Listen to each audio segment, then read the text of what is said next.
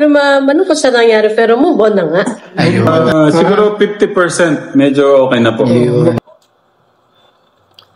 So yun po guys, ang pag-uusapan po natin ngayon is tungkol po dun sa pag-move on ng mag-asawang si Tatay Ram tsaka si Nanay Jack about nga po sa nangyari or sa pag-alis ni Dave sa kanilang poder.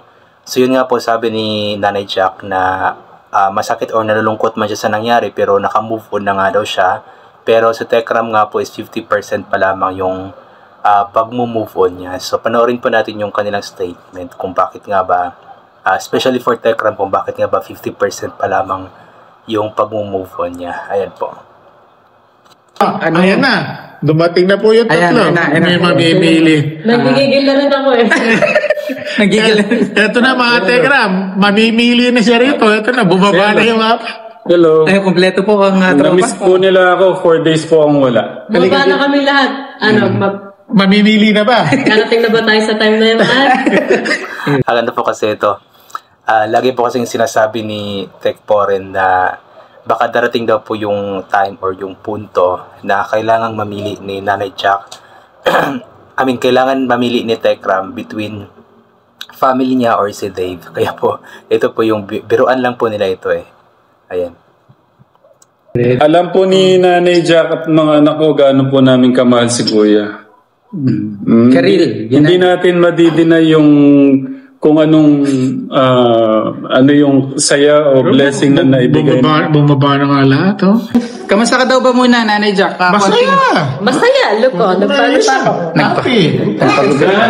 Hindi, syempre malungkot sa nangyari pero move on na nga. Ayun. Kasama ba? Pinipili mo kasi. Kaya nga eh. Ayun, oh. Pinipili. Nandun na tayo sa lab. Nandun na yun. Hindi na mawawala yun. Sa nangyari, move on na. Move on na. Nagdesisyon naman na yun. Ngayon, kung may humingi ng tawad, di ba? Oo, yun na lang. Maayos. Maayos ang lahat. Ganun lang naman. Ganun na lang tayo. Mahirap kasi yung pinipilit mo na nga, pero siya Yeah, tama yung sinasabi ni Nanay Jack na mahirap nga po yung pinipilit ni Tekram yung kanyang sarili kay Dave pero yung bata is ayaw na naman sa kanya. So si Nanay Jack kasi is focus kasi talaga siya sa kanyang mga anak kaya ganoon na lamang siya, hindi naman siya ganoon kabilis nag-move on pero ang iniisip siguro ni Nanay Jack na mahirap din yung ganito na hindi makapag-move on tapos may mga anak pa naman sila so i-focus na lamang siguro ang sarili nila para sa kanilang mga anak. So yun po siguro yung gustong ipaabot ni Nanay Jack para kay Tatay Ram. Pero yun, may explanation naman si Tatay Ram about sa pagiging tatay. Ito. Yes. Masasaktan ka lang lalo. Yung moment kasi na 5 years hindi biro. Yung saya. Hindi nga biro eh. Seconds nga lang, kinalimutan niya eh. Kasi nga nasa heaven siya. Tekram, gusto mo lang saktan ng sarili mo, sabi ni Vitasoy. Saktan ko kaya natin. Mga transaction based. Hindi po, siguro 50%, medyo okay na po. Mapapalo ka na naman eh. Tsaka ako talaga marami akong tanong. O kaya, nadagdagan nga ng isa eh. 3 tanong na kailangan kong itanong harapan sa kanya. Pero dapat may vlog. Hindi pwedeng wala. Kahit wala. Yun yung gusto. Siyempre dapat. Kasi pwede mo namang ikwento yun eh. Kung halimbawa ayaw. Pwede din naman. Kasi kaya parang ano na lang din niya, Tatay Ram. Yung katotohanan kasi yung inaano natin dito eh. Oo nga. Kaya sabi ko, magbigay ka ng isang dahilan na pwede mong isumbat sa akin na ikakasama mo ng loob. Or si Nanay Apple, magtanong kayo ng isang dahilan na pwedeng gawin niya yan sa akin. Tapos may mga narinig pa ako nadagdagan ng isa. So, dapat kailangan talaga harapan. So, yun nga po yung naging statement ni Tekram about po doon at maging si Nanay Jack. So, yun nga po, inuulit ko si Nanay Jack po is nasa 100% na yung pag-move on. Kumbaga, nalulungkot man siya pero yun nga, kailangan nilang mag-move on kasi mahirap din naman yung ganon na ayaw na din ng bata tapos pinipilit pa. Pero si Tekram nga po, may pinanghahawakan kasi si Tekram about dun sa sa 5 years nga po na pag-aalaga niya sa bata tapos baka may magagalit na naman sinasabi kong bata, sige sa adult na lang. At yun nga po, tawag yan, gusto muna kasing makausap or maitanong ni May mga tanong si Tekram, mga 3 tanong daw yun na gusto niyang matanong kay Dave ng harapan.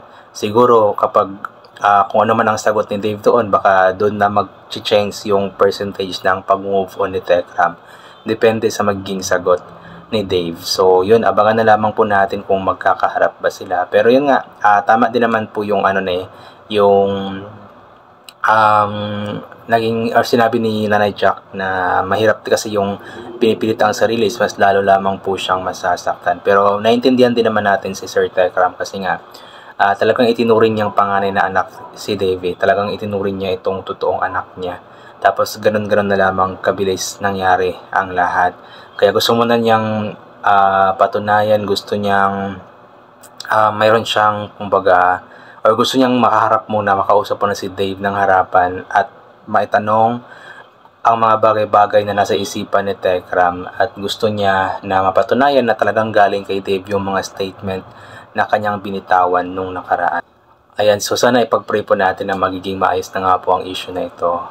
Yun nga, move on na lamang. Pero naintindihan na ulit natin si Sir Tekram, porto ulit tayo para sa isang ama din kasi, especially ngayon Father's Day pala ngayon, no, Sunday. So happy Father's Day nga pala Sir Tekram, Sir Tek Poren, Tek Jun, Tek Lito, kay Tatay Mio at sa iyo lahat ng mga tatay sa buong mundo. Happy birthday. So nakakalungkot man na Father's Day tapos wala ang dalawang anak ni Tekram. Although hindi sila totoong anak ni Tekram, pero itinuring din naman silang mga anak ni Tekram, si Dave tsaka si Luis. So, kahit ganoon pa man, alam ko na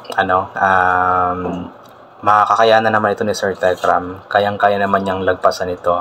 As long as andyan yung pamilya niya. Kailangan lamang talaga makinig ni Tekram sa mga payo ng kanyang pamilya sa kanya. Kasi mahirap din na na siya lang. So nagpapasalamat nga po tayo kasi andyan yung kanyang pamilya, especially si Tek Poren, si Tek Jun, na talagang umaalalay sa kanya sa panahon na ito na alam natin na malungkot pa talaga ang puso ni Tekram. Pero anyway, yun, I think hanggang dito na lamang po muna itong gagawin ko na reaction video. So thank you so much po sa lahat ng mga palaging bumabalik sa aking YouTube channel. So inuulit ko nga po palagi na ugalin po natin magdasal, magpasalamat sa lahat ng mga bagay na ating natatanggap. Kahit na di man po natin ito hinihingi kasi nga po lahat ng mga bagay na meron tayo ay kaloob sa atin ng ating Panginoon. At wala ang mga bagay na ito kundi dahil sa Kanya. And always bring pa yung kapote, sombrero, or anything na pwede maging protection sa katawan kapag lalabas po tayo. Nang sa ganun kapag mainit ay hindi po tayo mainitan. Or kapag biglang umulan ay hindi po tayo mababasa ng ulan. And always take vitamin C para maboost ang ating immune system. At hindi po tayo matatamaan agad-agad ng kung ano-ano mang mga sakit-sakit. So once again, inuulit ko hanggang dito na lamang po muna itong gagawin ko na reaction video tungkol sa issue na ito. So God bless po and bye for now po.